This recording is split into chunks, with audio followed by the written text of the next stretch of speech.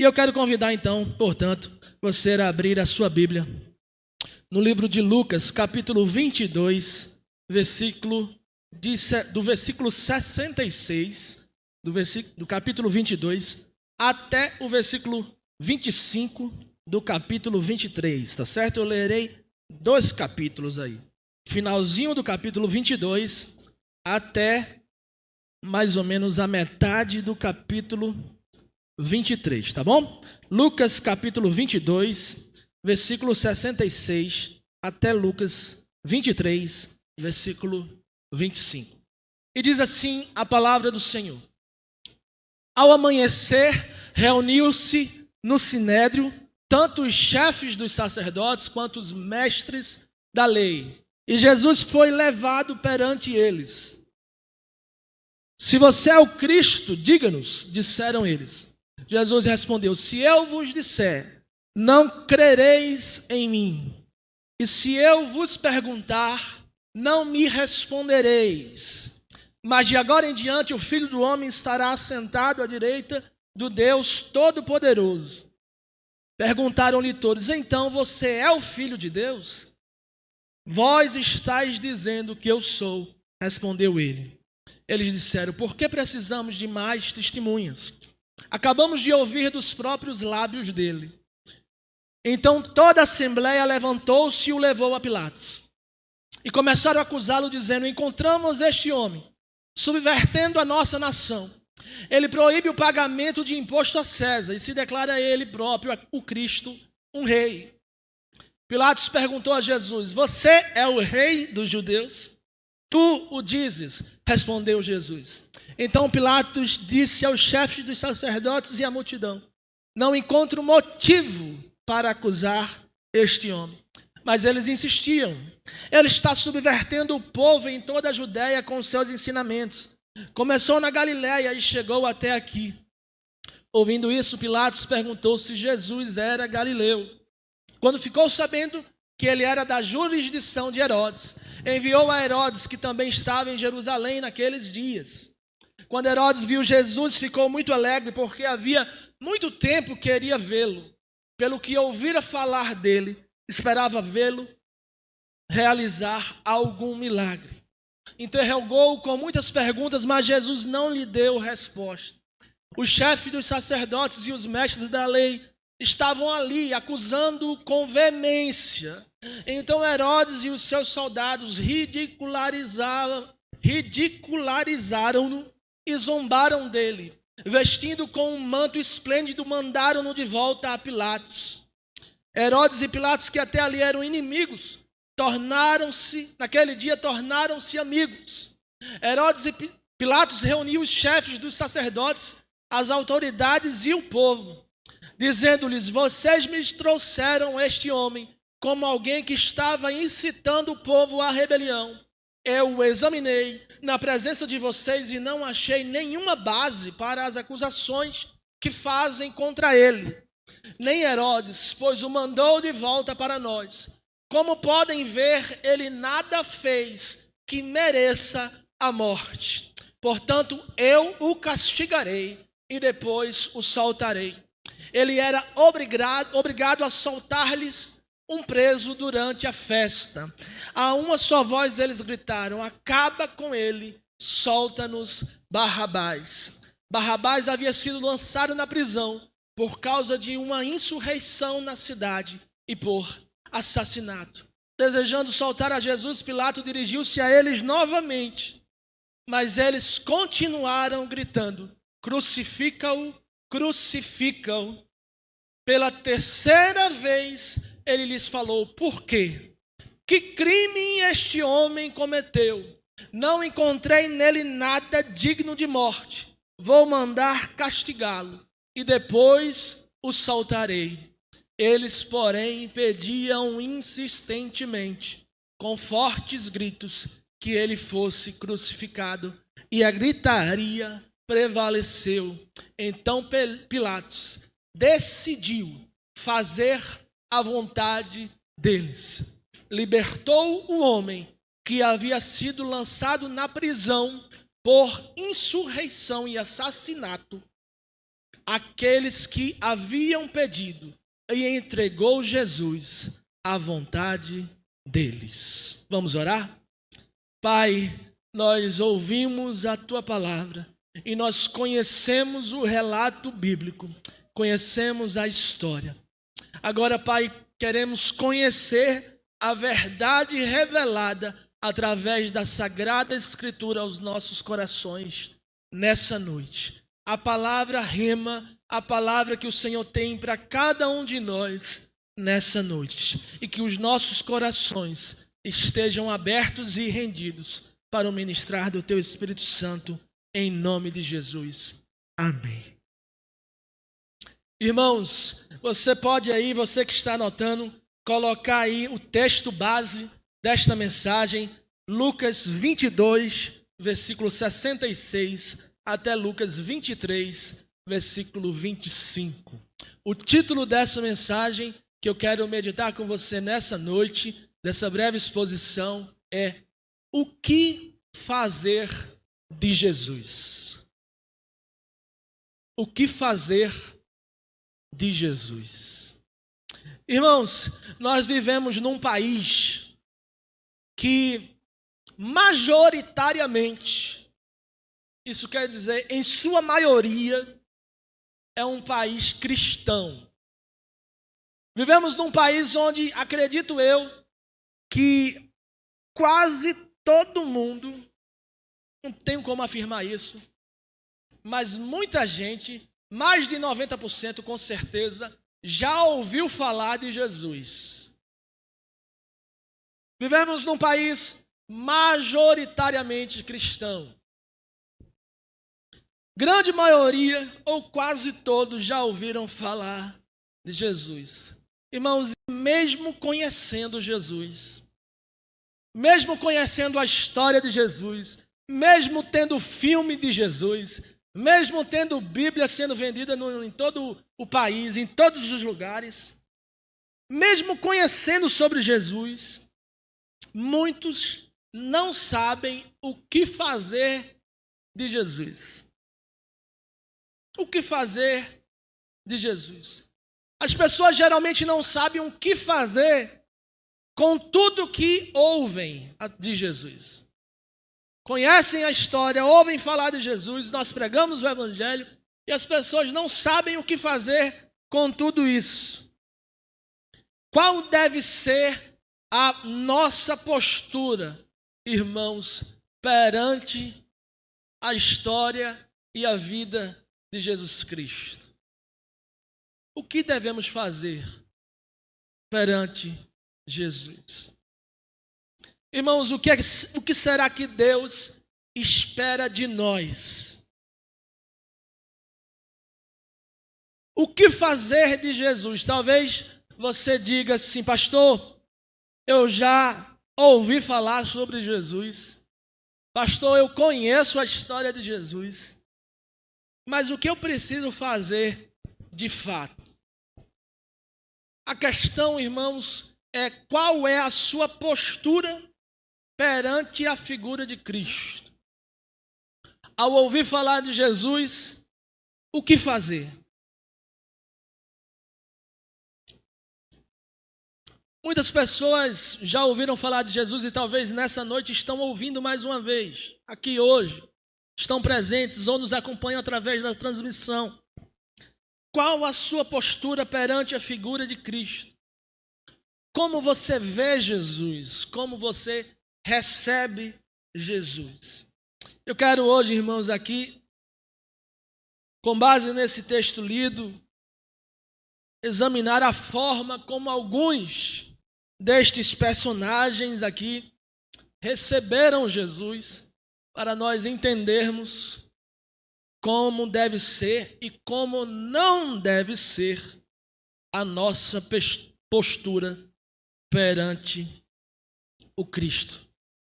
Irmãos, se todos nós já ouvimos falar de Jesus, o que nos diferencia? O que diferencia você que está aqui nessa noite daquela pessoa que também já ouviu falar de Jesus, mas nunca entrou numa igreja? O que nos diferencia? O que nos diferencia, irmãos, é a nossa postura perante o Cristo. Isso é que faz a diferença. Você acha que todas as pessoas que conheceram Jesus, que passaram por Ele, enquanto Ele esteve entre nós, você acha que todas as pessoas tiveram a mesma postura? É claro que não. Vamos ver aqui nesse texto como alguns trataram Jesus, para nós descobrirmos sobre este título, o que fazer de Jesus. Em primeiro lugar, irmãos, eu queria falar sobre os 3 primeiros personagens que aparecem nessa narrativa bíblica que foi lida. No versículo 66, o texto diz: logo que amanheceu, reuniu-se a assembleia dos anciãos do povo, dos principais sacerdotes, como os escribas, e os conduziram ao sinédrio. O primeiro ponto eu queria dizer, irmãos, que os anciãos, os sacerdotes e os escribas não creram em Jesus. Você pode anotar aí o primeiro ponto. Os anciãos, os sacerdotes e os escribas não creram nele.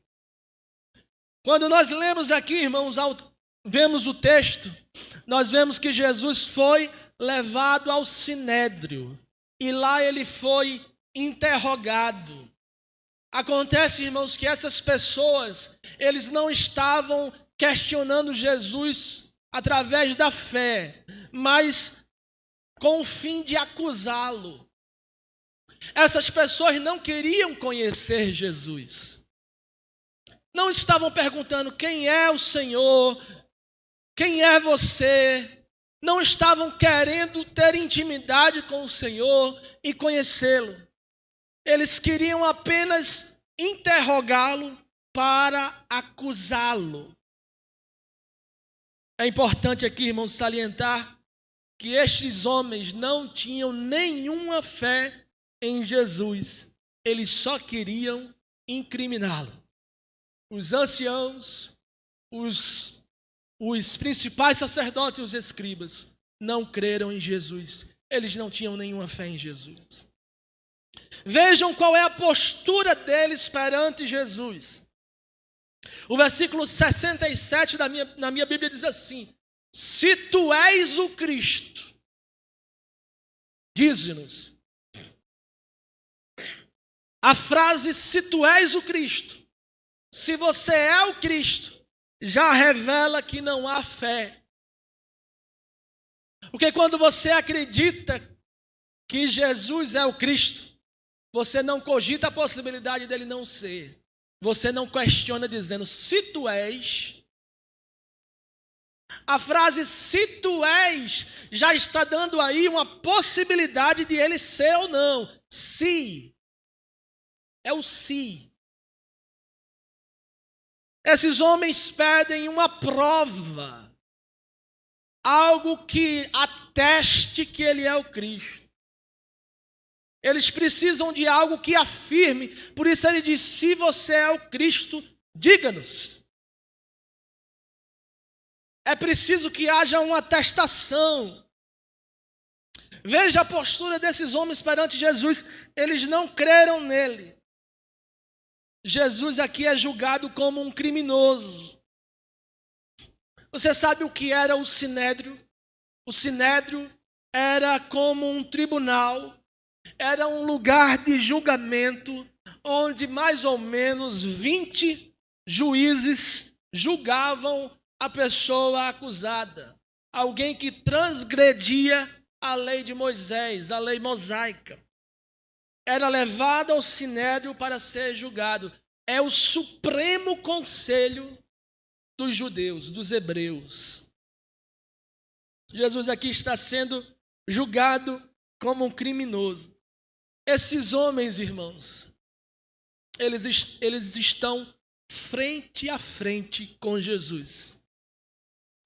Eles estão presencialmente ao lado, perto, próximo, na frente de Jesus, o Verbo encarnado, o Deus supremo, e a atitude deles perante Jesus é de incredulidade.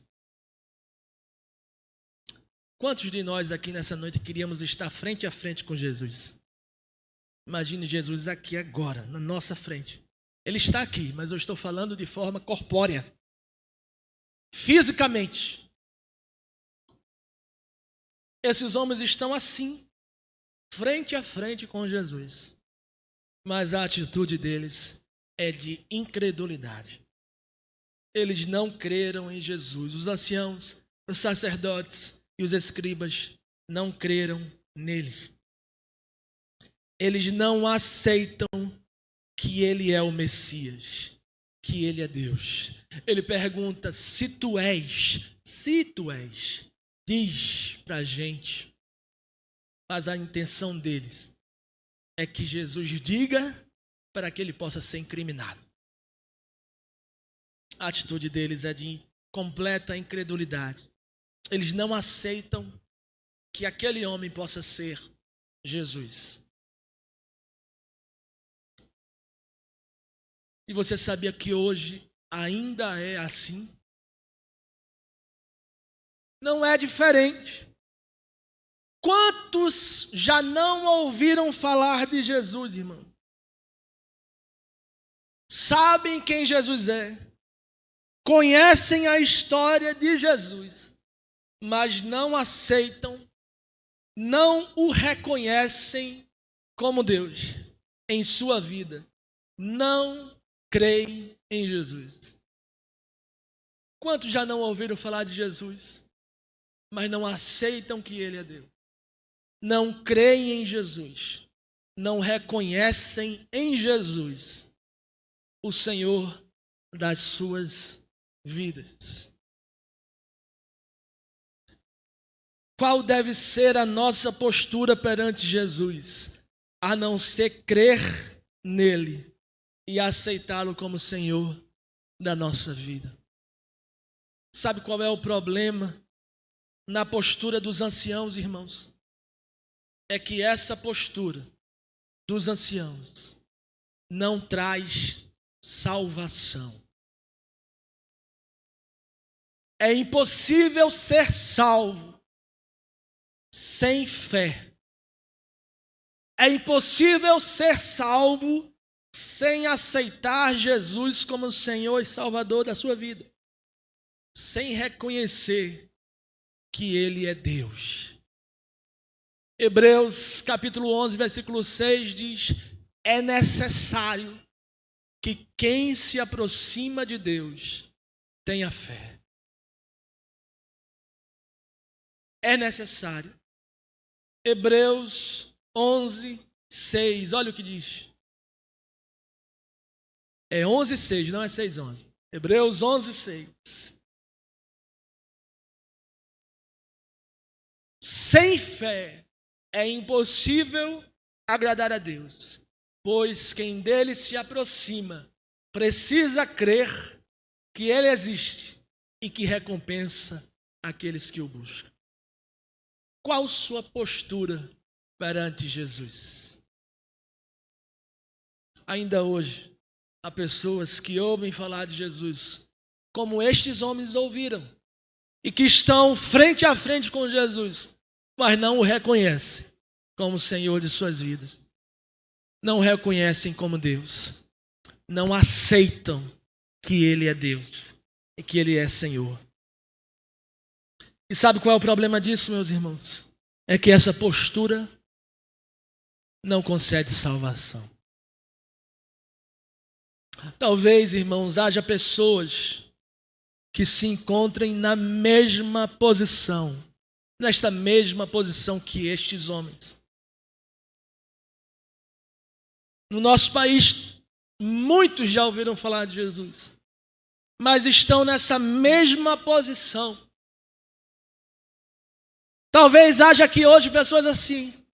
Talvez hajam pessoas nos acompanhando através dessa transmissão agora ou posteriormente, um dia, quando virem essa transmissão, que estão nessa mesma condição, conhecem Jesus, ouviram falar dele, mas não reconhecem que ele é Deus em suas vidas. Você já ouviu falar de Jesus, conhece a sua história, mas não crê verdadeiramente que ele é Deus. Assim como estes homens, irmãos, talvez você precisa que Deus te prove que ele é Deus.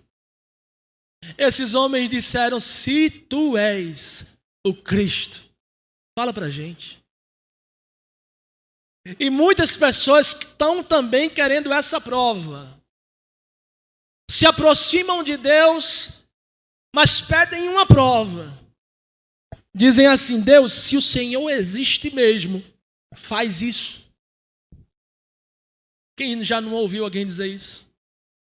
Se Deus existe, faz isso. Se o Deus que você fala existe, eu quero ver se ele existe. Eu quero que ele faça isso e isso. Deixa eu te dizer uma coisa. Deus existe e ele não precisa te provar absolutamente nada. Se ele quiser fazer, ele faz. Se ele não quiser, ele não faz. Ele existe e não vai deixar de existir porque você não crê nele.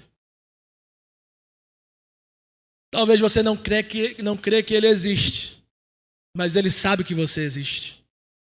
Ele te viu nascer, ele te formou, ele te criou.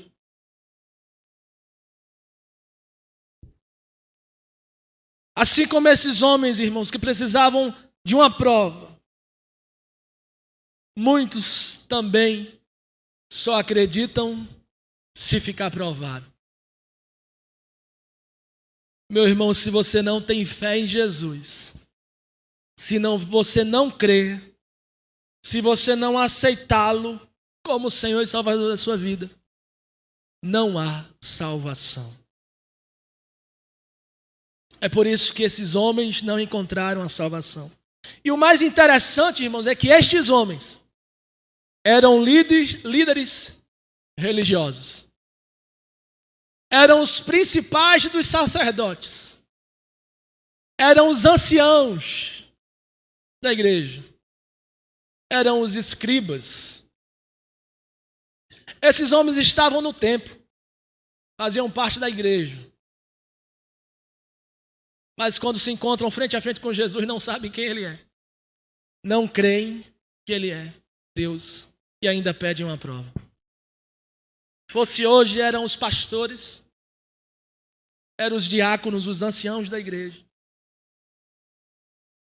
que estão nas igrejas, mas que nunca reconheceram Jesus como Deus, como Senhor de suas vidas. Irmãos,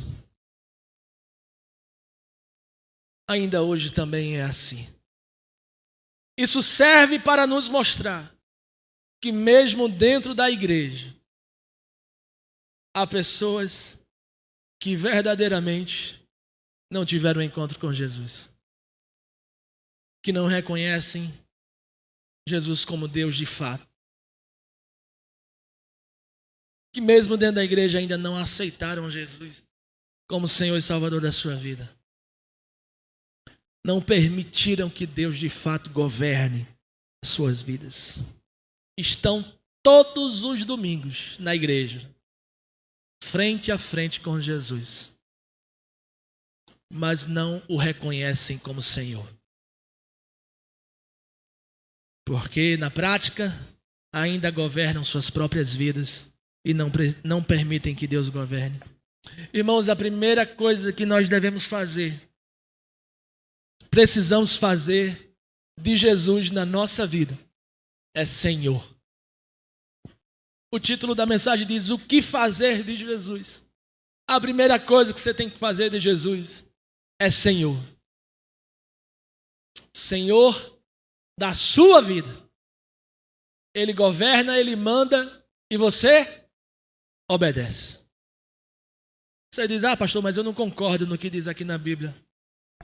Aí você tem a oportunidade de permitir que Deus seja Senhor e você obedece o que diz a palavra, ou você faz o que você quer e prova que você não deu o governo da sua vida a Jesus. Que Deus não é Senhor da sua vida. Ele só é quando lhe convém.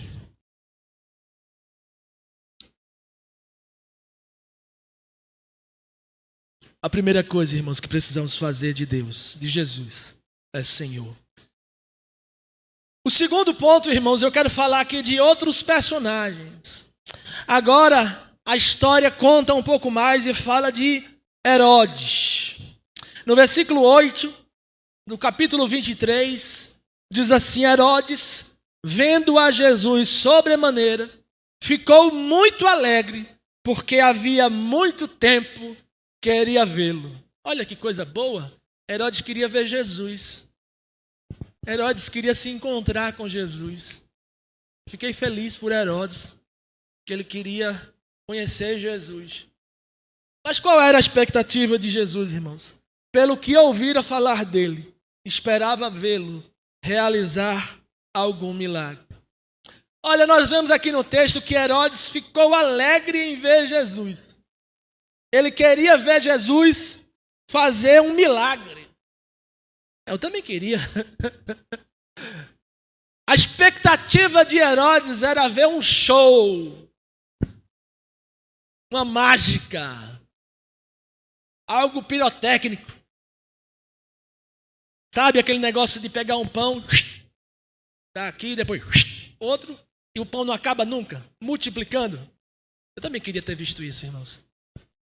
Essa era a única expectativa de Herodes. Ver ele fazer um milagre. Uma mágica. Entretenimento. Era isso que Herodes queria. Queria um show, uma apresentação do poder de Jesus particular, só para ele. Mas olha como Herodes trata Jesus.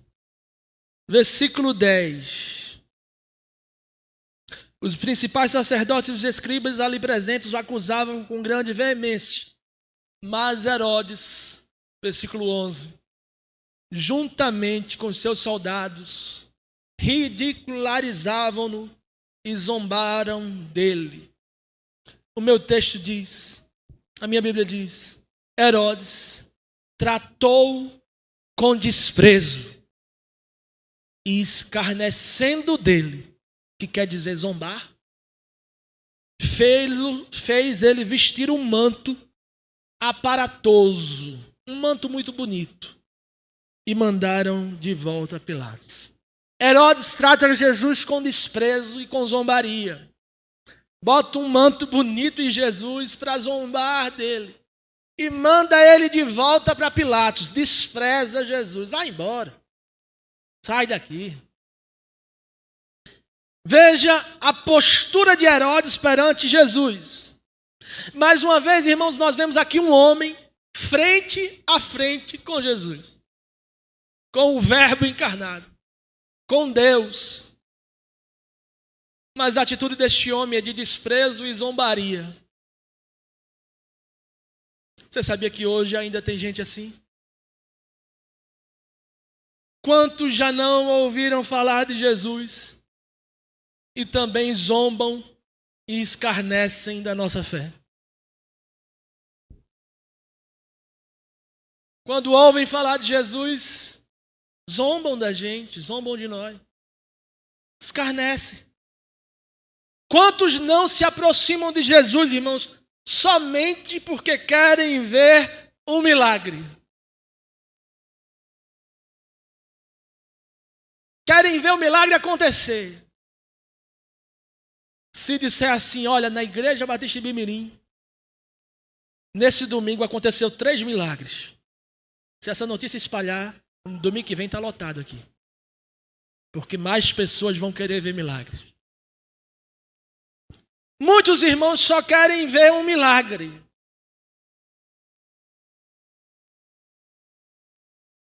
Muitos pedem a Jesus um milagre em suas vidas. Que Jesus o ajude. Mas não querem entregar sua vida a Jesus. É assim ou não é, irmãos?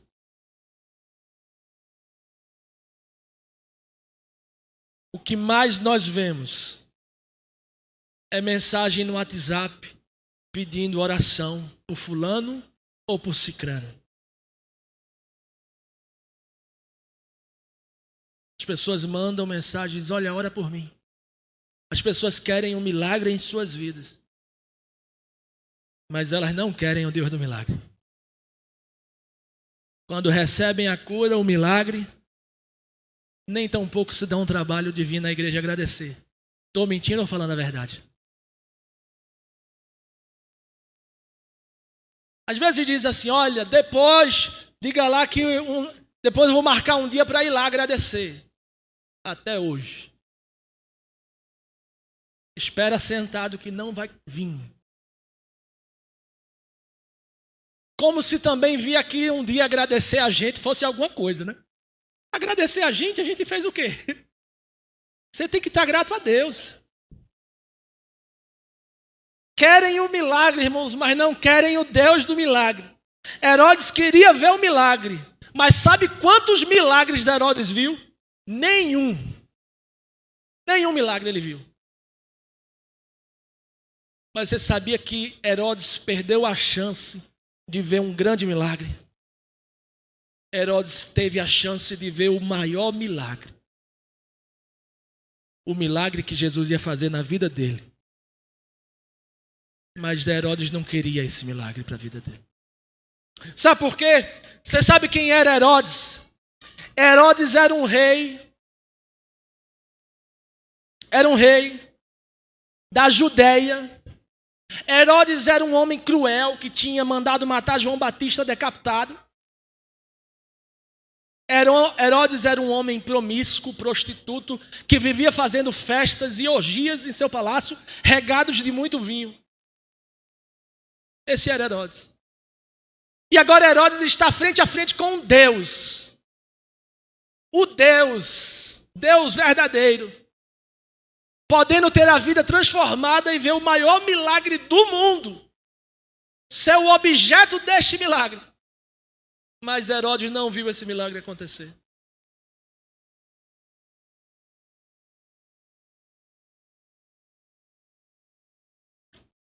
Um homem adulto e promíscuo, que esteve com Jesus frente a frente, mas não viu o milagre.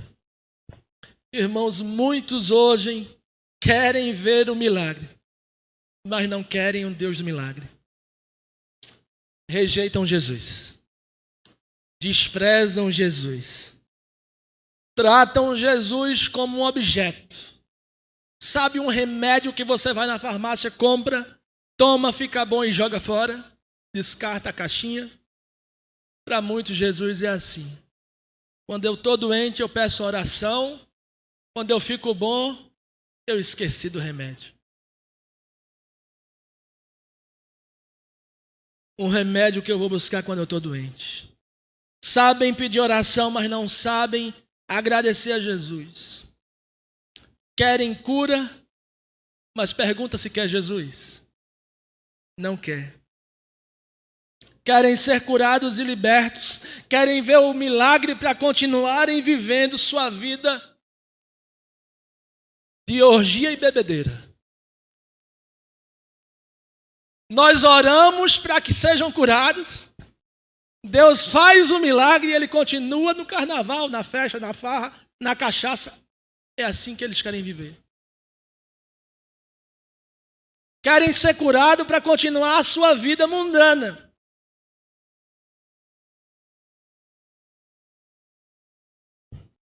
Assim como Herodes. Herodes queria ver o milagre, mas não queria mudar de vida. Era ver o milagre para continuar a sua vida de orgia e bebedeira. Sabe qual é o problema da postura de Herodes? É que essa postura também não traz salvação. Você pode receber o milagre, mas isso não quer dizer que você vai receber a salvação. E o maior milagre que você pode receber nessa noite é a salvação. Porque a cura de uma enfermidade é melhor morrer doente e salvo do que viver eternamente curado e condenado ao inferno. Olha, se você despreza Jesus, saiba que é impossível desprezar Jesus e ser salvo. Tem gente que deixa Jesus para depois. Não trata Jesus como prioridade agora. Pensa assim, não, um dia eu vou aceitar Jesus. Um dia eu quero ser crente. Quando eu tiver mais velho, eu quero aceitar Jesus. Olha, saiba que um dia você vai querer Jesus, mas você não vai ter mais a chance. Isaías 55:6 diz: buscai ao Senhor enquanto se pode achar, invocai-o enquanto está perto. Haverá um dia que você buscará e não achará, invocará e ele já não estará mais perto. A Bíblia diz que nós não sabemos o dia de amanhã. Nós não sabemos se estaremos vivos amanhã. A vida é como um sopro, talvez não dê tempo para você aceitar depois. Nós não sabemos se Jesus volta hoje ou amanhã. Talvez não dê tempo para se arrepender, ele volta antes. Olha, se você despreza Jesus, deixa Jesus para depois, sabe que um dia você vai procurar e não vai achar. Sabe qual deve ser a nossa postura diante de Jesus? É de aceitá-lo, não é de desprezá-lo ou de deixar para depois. O que devemos fazer de Jesus? Aceitá-lo. O que você deve fazer de Jesus? Reconhecer como Senhor. E por último, irmãos, eu queria falar de um terceiro personagem aqui, de dois personagens dessa narrativa. É de Pilatos e do povo.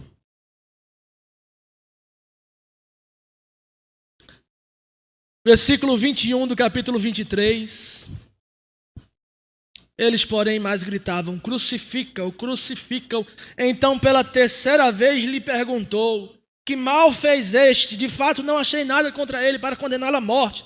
Portanto, depois de o castigar, soltá-lo-ei. Mas eles estavam com grandes gritos pedindo que fosse crucificado. E o seu clamor prevaleceu. Então Pilatos decidiu atender-lhes o pedido. Soltou aquele que estava encarcerado por causa de sedição, ou seja, por causa de revolta, tumulto, e de homicídio, ou seja, assassinato, a quem eles pediam, enquanto a Jesus entregou para que ele fosse crucificado. Olha, irmãos, terceiro ponto diz: Pilatos e o povo crucificaram ele. Só recapitulando para você o primeiro ponto: anciãos, sacerdotes e escribas não creram nele. O segundo ponto é: Herodes desprezou e escarneceu dele. E Pilatos e o povo crucificaram ele. Olha, o texto diz que devido à insistência do povo, Pilatos decide castigar Jesus. Pilatos diz assim: olha, não encontrei nenhum crime nesse homem. Por que vocês querem castigar ele? Por que vocês querem crucificar ele? E o povo insistiu. Aí Pilatos diz: então vamos fazer o seguinte: eu vou castigá-lo e depois vou soltá-lo. Essa foi a primeira frase de Pilatos. E ele fala isso duas vezes, até se render à vontade do povo em crucificá-lo. Meu irmão, como alguém pode decidir castigar um inocente? Castigar alguém mesmo sabendo que se trata de um inocente. É porque o povo pressionou. Já o povo quer crucificar Jesus, um inocente.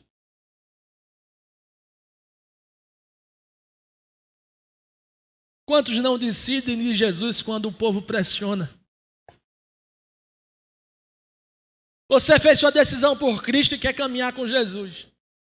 Sua família chega, seus amigos chegam, sua mãe chega, seu pai chega, os parentes chegam, o pessoal do trabalho chega e diz: deixa disso, rapaz, vai ser crente agora. Aí você diz: é mesmo, vou nada, Assim como Pilatos, que decide castigar Jesus, porque não aguenta a pressão do povo. Eles preferem libertar um assassino. Barrabás, o texto diz que ele estava preso por homicídio e por rebelião. Fez uma revolta no meio do povo, incitou o povo contra Roma e cometeu assassinato. O povo agora prefere soltar um assassino do que Jesus. Veja que homem bom Barrabás era, só tinha matado alguém e provocado uma grande rebelião. Meus irmãos, esses homens estão frente a frente com Jesus. Frente a frente com Jesus. Mas preferem desprezar Jesus e libertar Barrabás. Irmãos, ainda hoje, muitos escolhem outras coisas ao invés de Jesus. Prefere deixar Jesus de lado e se render a Barrabás. Por causa do povo. Muitos escolhem o pecado, escolhem Satanás, escolhem os prazeres da carne, ao invés de uma vida de intimidade com Deus. Agora eu falo para você que já decidiu que Jesus é Senhor da sua vida. Todas as vezes que você escolhe pecar deliberadamente, você crucifica Jesus de novo. Todas as vezes que você decide pecar, eu quero, é tão bom, eu vou lá. É tão gostoso. Você está dizendo, crucifica Jesus de novo. Sabe por quê? Você aumenta o peso da cruz. Aumenta o preço que foi pago. Talvez Jesus pagou tão pouco, né? Vamos aumentar, vamos botar mais pecado aqui para ele pagar. Você desconsidera o tamanho do sacrifício de Jesus. Você despreza a oportunidade de estar frente a frente com Jesus. O privilégio de ter intimidade com Deus. Para pecar. Você escolhe, oxe, entre Jesus e o pecado, eu vou para o pecado. E sabe o que isso faz? Torna o sacrifício de Jesus obsoleto. Sabe por quê? Porque Jesus morreu para que eu e você pudéssemos estar frente a frente com Deus. Para que eu e você tivéssemos intimidade. Ele deu a vida por isso. Jesus deu a vida para que nós pudéssemos estar na presença de Deus. E nós não damos valor, porque nós preferimos estar no pecado do que na presença de Deus. Esses homens estavam frente a frente com Jesus e preferiram Barrabás.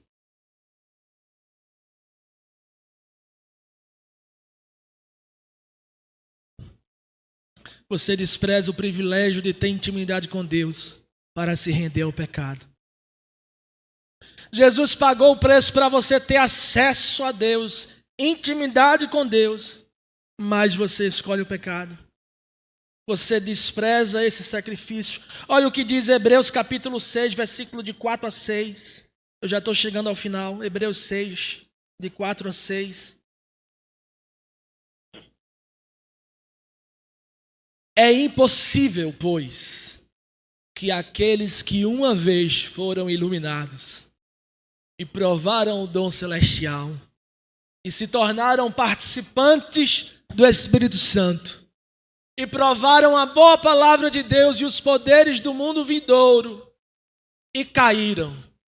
Sim, é impossível outra vez renová-lo para arrependimento, visto que, de novo, estão crucificando para si mesmos o Filho de Deus e expondo a ignomínia. Sabe o que isso quer dizer? Todas as vezes que nós pecamos, que todas as vezes que nós caímos, nós estamos crucificando para nós mesmos, mais uma vez, de novo, o Filho de Deus. Todas as vezes.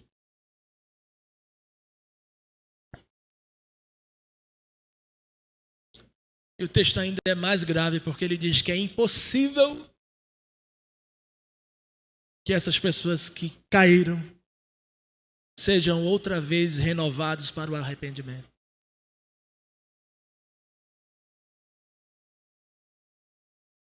Olha, meu irmão, Jesus não morreu à toa. Jesus não morreu para nós sermos escravos do pecado. Jesus morreu para nós sermos livres do pecado. Qual será a sua postura frente a Jesus? O que você quer fazer de Jesus? Você fará como aqueles que não creram nele? Os anciãos, os principais sacerdotes e escribas? Você fará como aquele que desprezou ele, como Herodes? Ou você fará como aqueles que crucificaram ele? Creia em Jesus. Reconcilie-se com ele. E aceite-o verdadeiramente em nome de Jesus. Amém? Olha, eu não sei se há entre nós alguém que o Espírito Santo incomodou nessa noite para fazer a sua decisão por Cristo. Talvez você nunca teve a oportunidade ou a coragem de levantar a sua mão e dizer: eu quero aceitar Jesus como Senhor e Salvador da minha vida. Nessa noite, você vai ter essa oportunidade. Deus marcou um encontro com você. Ele te trouxe aqui. E essa mensagem foi preparada porque Ele queria falar ao seu coração. Fecha teus olhos. Abaixa a tua cabeça. Eu quero orar por você. Se há alguém aqui nessa noite que quer fazer a sua decisão por Cristo, dizer: Senhor, eu te aceito como meu Senhor e meu Salvador da minha vida. Escreve o meu nome no livro da vida. Apaga as minhas transgressões. Levanta a tua mão. Há alguém? Há mais alguém? Faz um sinal com a sua mão para eu orar por você. Deus está te convidando. É um convite: vinde a mim todos os que estáis cansados e sobrecarregados. Na realidade é uma ordem: eu vos aliviarei. Tomai sobre vós o meu jugo e aprendei de mim, que sou manso e humilde de coração, e achareis descanso para a vossa alma, porque o meu jugo é suave e o meu fardo é leve. Há alguém que quer aceitar Jesus aqui nessa noite? Levante uma de suas mãos.